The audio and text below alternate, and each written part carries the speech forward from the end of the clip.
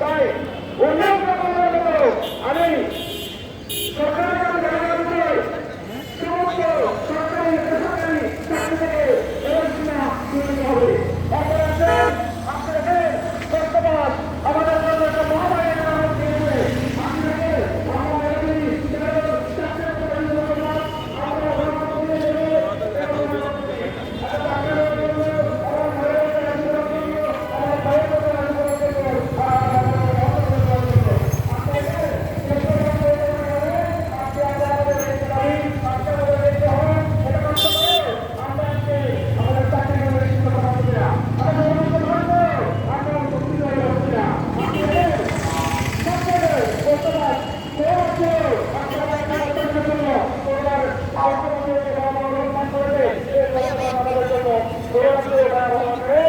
লাভ করেছে।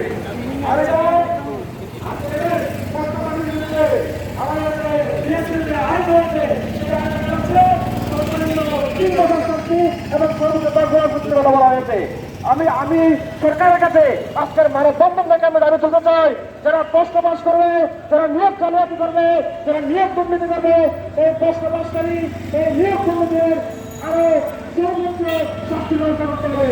আপনি দেখেন এই সবকিছু প্রতিযোগিতা বাস্তবায়ন করা হচ্ছে 10 বছর করা হয়েছে। আমি চাই সরকারের কাছে জানাতে চাই এই শাস্তির ব্যবস্থা আরো চালু করতে হবে।